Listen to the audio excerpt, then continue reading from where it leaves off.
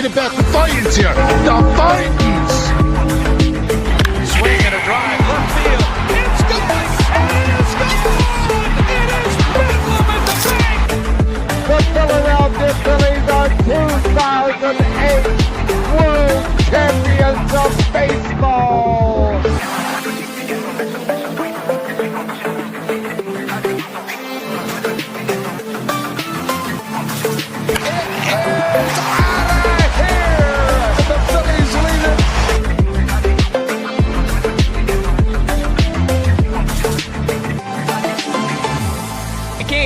Podcast right here. You already know. Go fucking subscribe. You are now listening to the 302 Birds Phillies postgame show with Eric, Chaos Chris, Dalt, and Ballpark Tommy. Proudly powered by TickPick. Check out the link in the bio for $10 off your first order today. Let's take it to the show. What is up, everybody? It's time to break out the brooms because the Phillies finally, for the second time this season, swept a inferior team. They did it once earlier this season against the Rockies, and this is their second sweep of the season. But Chris, man, what a game. I thought they were losing this thing as soon as Rob Thomson put Carlos Hernandez in, because Rob Thompson's honestly a bonehead. We'll get into that in a minute, but I thought they were losing, and Bryson Stott, of course, comes in and gives us all hope. And and I got to give Rob some credit there in the top of the ninth. Schwarber gets on with a hit and puts Rojas out there right away. And what does Rojas do? Somehow gets on third base, and they bring him around to score. Tie game, and they go to extra innings, and they win it. I mean, that was a great move. That's a move that should be made every single night. Like, eighth or ninth inning, Schwarber's out there. Schwarber gets a hit. You put Rojas out there, or Kepler gets a hit, or Castellanos gets hit. Any three of those guys, put Rojas out there because he just creates havoc on the base pass. And I like that they're being a lot more aggressive with him now too. He's really showing off what he can do with his legs, and I don't want to say it won them the ball game last night or tonight, but it really, really helped. yeah, I mean, I agree with you. I think anytime you're able to pinch hit one of your faster guys on the base paths, I agree with you. I mean, it creates chaos. It creates scoring opportunities, and they took advantage of that tonight. So I'll give, like you said, Rod Thompson credit there, just making a smart decision with replacing the runner on the base paths. But I still have to knock him in terms of just his bullpen management, because I don't understand why you put Carlos Hernandez in there when he did, but we'll get into that in a second. But first thing I kind of want to get into, and this is going to be an overall topic looking at pitching and batting, but Phillies get the sweep. They win tonight 7-6. They take all three games from the Tampa Bay Rays in that crappy ballpark that they got from the Yankees that they converted into their stadium. And we said this the other night, but this should have been expected. I mean, if you're sitting here as a fan and you did not expect them to get a sweep, then something's wrong with you, because, I mean, you look at the power on this lineup, and if they're not hitting home runs, they're not hitting dingers out of this small, tiny-ass park, then there's something wrong with this team. And I know they were down in this game, but for them to fight back and for Bryson Stott to give them a bit of hope, and for them to hold on to that hope is huge. And I hope it carries into their next series against the Guardians, because they really need this. They need to start winning some games to keep on pace with the Mets. The Braves are right behind us, so they need to just keep this pace up. But looking at overall stat lines for tonight, we'll start with the pitching, and then we'll go into the batting. Luzardo, he looked okay tonight. Not great, not terrible. 5.1 inning pitch, 6 hits, 2 runs, both of them earned, 2 walks, 4 strikeouts. Yielded up 1 home run for an ERA of 2.11 tonight. So, like I said, not too bad. I'll take it. If he lets up 2 runs and the offense can get behind him, it's not that bad of a start. Hernandez, again, came in behind. 2 innings pitched, no runs, no hits, no walks, 2 strikeouts. His ERA is a 6.28. So I'm going to say this about Hernandez. I mean, he went in and he looked fine. Like, he got out of the jam that he was put into, but I just don't agree with putting him in that spot because he had it tonight, but most often he just doesn't. So congrats to him, I guess, in that aspect for getting out of that jam. Tanner Banks, dude. Tanner Banks just looked horrible tonight. I don't understand why he was off tonight. I mean, he's looked okay the past couple of times he's gone out, but tonight he just looked completely off.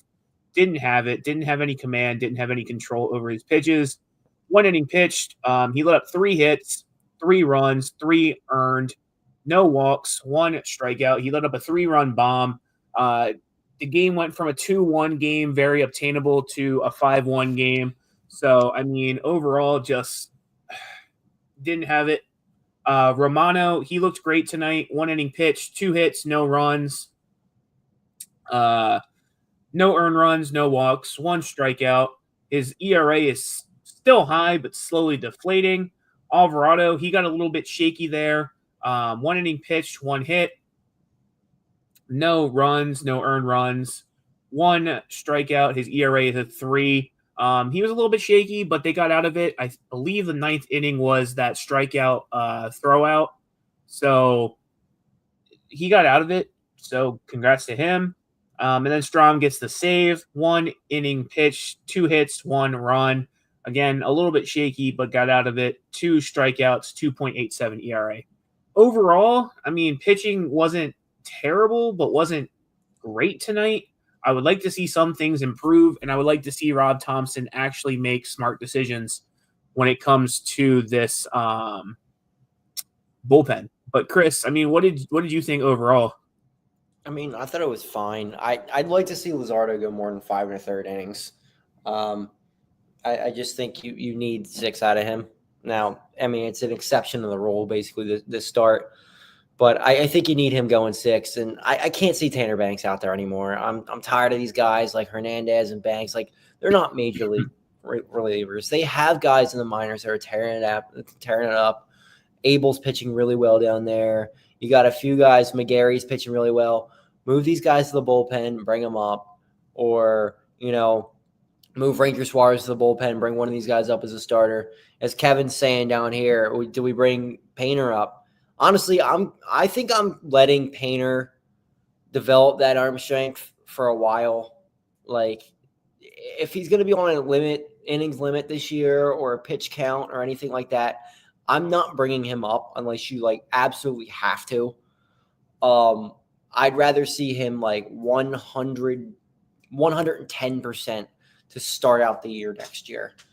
Because I really don't think you need that extra starter right now. I think you're fine with the starting pitching. It's the bullpen that you need some help with, and I don't think it makes any sense to put Painter in the bullpen unless you absolutely have to.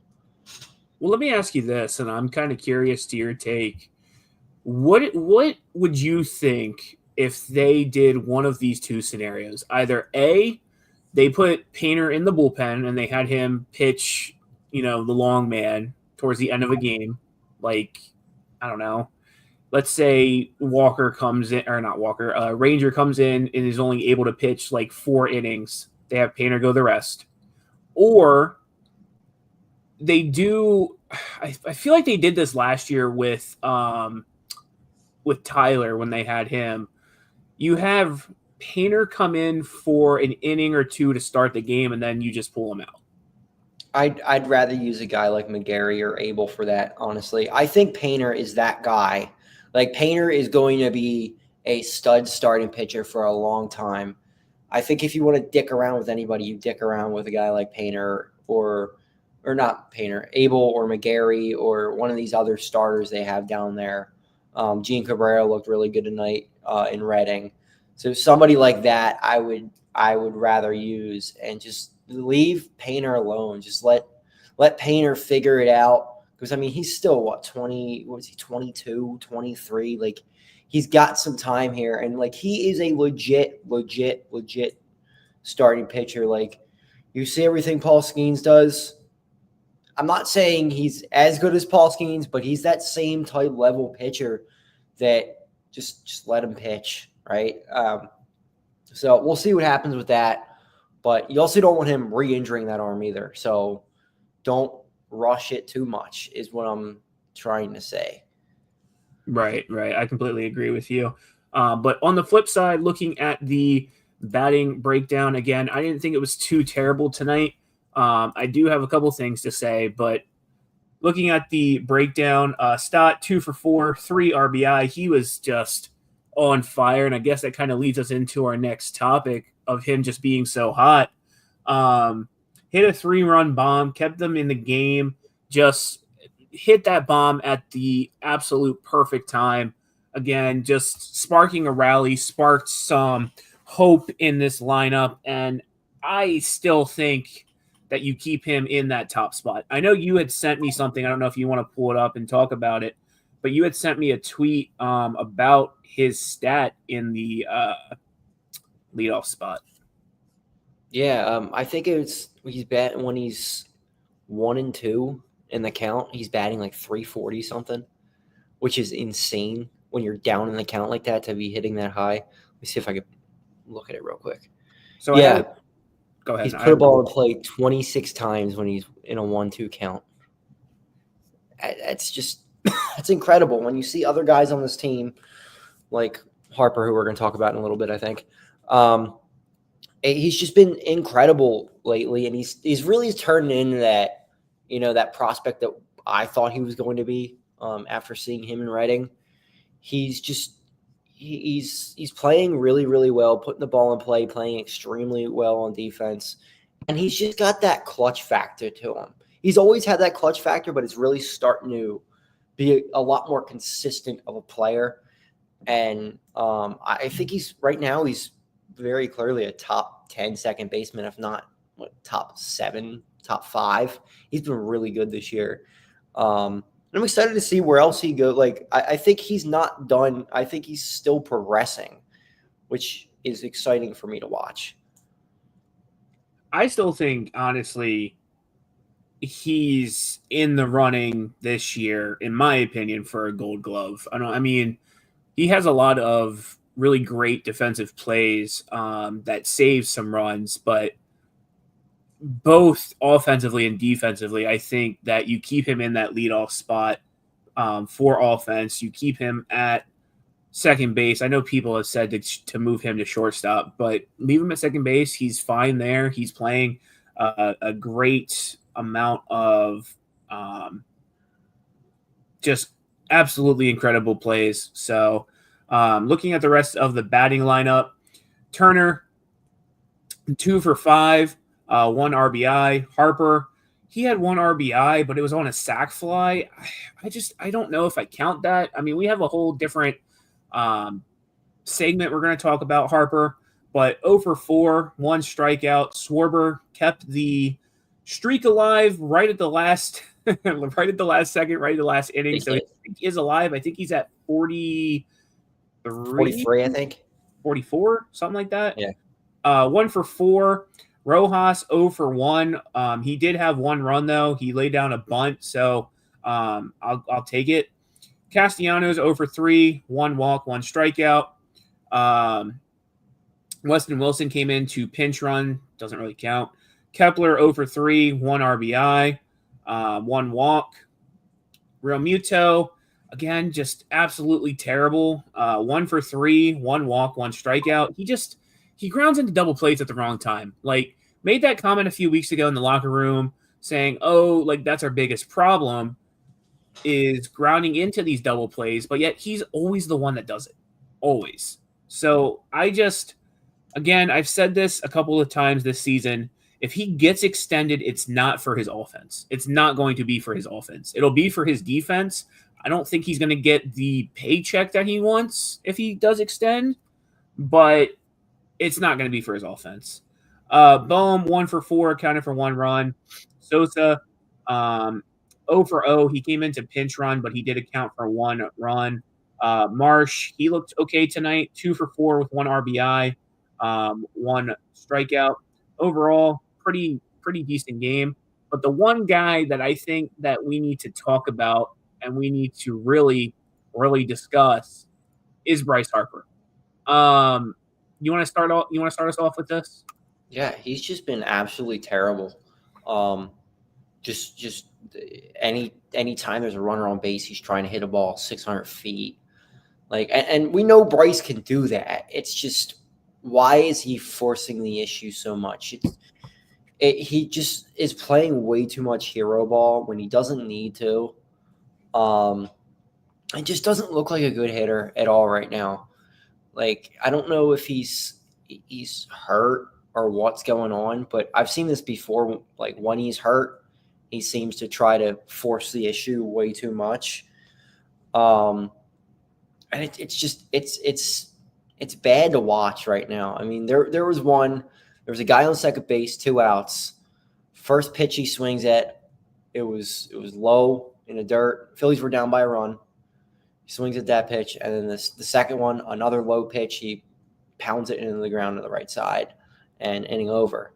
It's the timing of it. It's everything. It's just I know a couple years ago he was shorten up his stance. He wasn't trying to hit long home runs when there was 2 strikes. He was just trying to put the ball in play. Just doesn't seem like he's doing that anymore. And I don't know why the approach has changed, but it's a bad thing, and it worries me. I don't really care as much about the money as just this is a very good baseball player who shouldn't be doing this right now. Right. I mean, I agree with you. I'm trying to see if I can pull up his strikeout here. No, it's not showing up. But I mean, just he seems, like you said, he has no approach when he comes up to the plate. Again, just swinging at everything, wanting to play hero ball. And again, I get it. You said, Chris, I agree with you. He has that power when he can get a pitch that's in his sweet spot. But it just seems like everything that he is seeing coming from the pitcher is something that he wants to swing at. And I just can't comprehend the approach that he has. Again, like you said, I don't know if he's injured. I don't know if there's something wrong with him, but it's just really concerning when, again, Bryce has had a lot of opportunities in the past couple of games, and he's just not taking advantage of that. I don't need home runs from Bryce. I really don't at this point. I just need you to put the ball in play and let's advance runners, score runs, do something that is going to help this team other than strike out, because it just seems like that's all he's doing recently. But I guess the last thing we'll talk about and we'll discuss before we get into Fratty's Corner, because he's waiting backstage. Rob Thomson, dude, I'm going to say this. He made a really smart decision tonight, I think, with putting in pinch runners. It really changed the dynamic of the game and allowed speed on the base pass to drive the Phillies into a position to win the game. However, what I don't agree with is just Rob Thomson really just leaving guys in pitching-wise way too long. Luzardo, I felt like, was okay. I felt like he got pulled at the wrong time. But again, I don't understand why you put in Hernandez. I don't understand why you leave in Banks for so long. I get it. You don't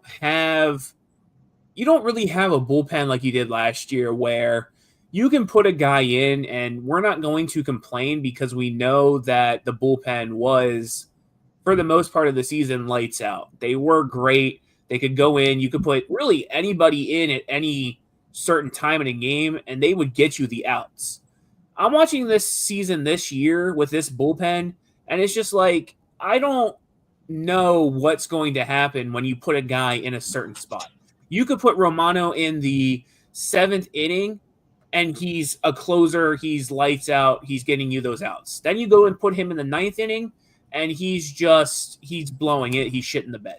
You take Strom, again, same situation. You put him in one situation, he's getting you outs. You put him in another, he's just, again, shitting the bed.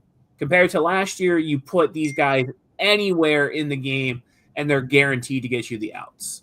So I think that's really what's concerning me, is that Rob really hasn't figured out who he can put where yet. And I feel like it's getting to that point in the season where he needs to really figure that out.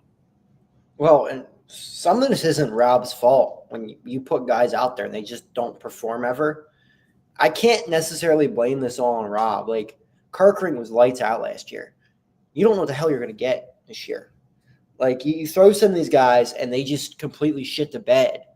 I'm not even sure, like, what spot, where do you put this guy? Like, it's so tough right now because you have, I don't know, maybe one or two guys that you can really rely on.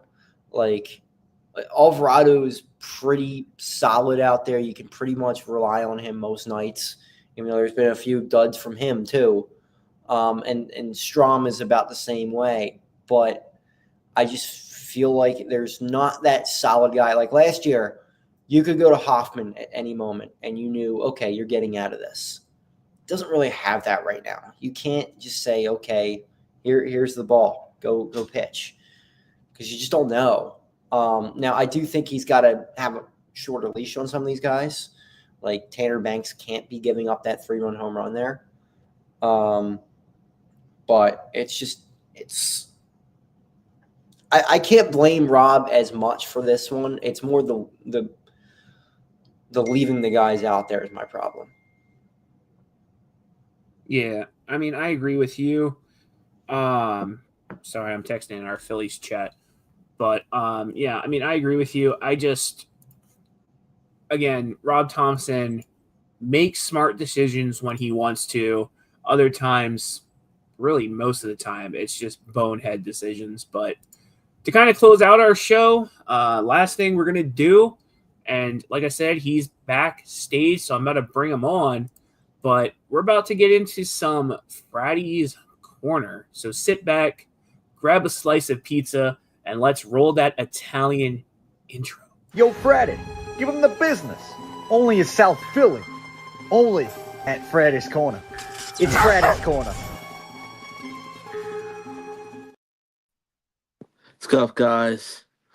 Wow, I just gotta say, what a great win it was for the Phillies tonight. We swept the Tampa Bay Rays. We came back from 5-1 in the 8th inning. Bryson Stott just hit like a moonshot out of nowhere, and then pretty much 9th inning tied the game up. Rohan Rojas, I really got to give credit to where it's due there. Rohan Rojas and Rob Thomson really going in there and switching out Schwarber for Rojas as a pinch hitter, a runner, I meant to say. Rojas really did his thing. Brandon Marsh came up clutch tonight. Different guys contributed. The one problem I still have with is Bryce Harper once again was a big problem tonight. He was like a rally killer for the Phillies, but a lot of guys, mostly everybody else, pretty much contributed tonight. And did their thing and did their part. Matt Strom shut the door. This was I'd say this was a very big win by the Phillies and very big sweep by the Phillies, just because it puts us 7 games over 500. And just think about it. Now we get into a weekend series in the rock and roll city, Cleveland, which is going to be a very tough series. I don't know how. We'll see how that plays out, and then looking a little bit more ahead, we play the Cardinals, which I'll be there Tuesday. So, anyway, guys, great win. We'll be back here tomorrow night. We'll do it all over again, and hopefully, everybody's mental health is okay because too many stressful games. So. Well, Fratty, we appreciate you, man. We appreciate your take. And as always, this has been another segment of Fratty's Corner. Yo, Freddy, give him the business. Only in South Philly. Only at Freddy's Corner. It's Freddy's Corner. Well, guys, I mean, that's really all we have for you guys tonight. Phillies get the sweep. They win 7-6.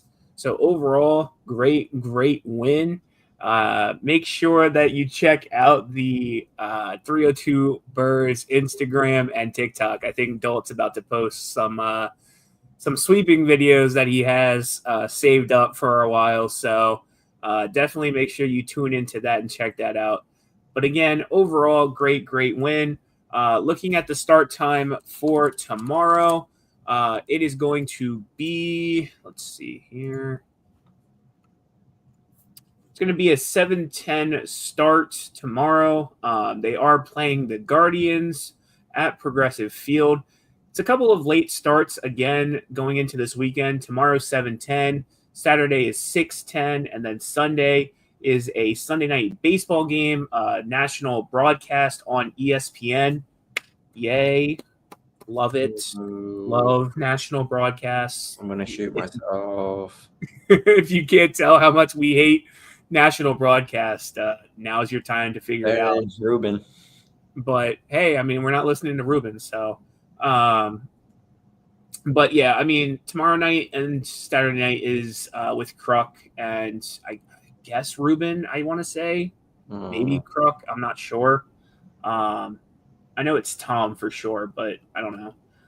But tomorrow, Aaron Nola against Gavin Williams. Aaron Nola, I brought him his first win. I went to that game. Brought him his first win. You guys can thank me in the comments. I brought him his first win. Right-handed pitcher, 1-5 on the season, 4.61 ERA, 45 strikeouts against Gavin Williams for the Guardians. Right-handed pitcher, 2-2 on the season, 5.06 ERA with 37 strikeouts. I'm already seeing one problem here, Chris. Gavin's ERA is above a 5, which means we're going to make him look like a Cy Young tomorrow. So we'll see what happens with that. But again, Phillies win 7-6. We'll see you guys back here tomorrow. And on that note, roll the outro. See you guys. The Vikings. Swing and a drive, left field. It's gone! And it's gone! It is Bedlam at the bank! The Philadelphia Phillies are 2008 World Champions of Baseball.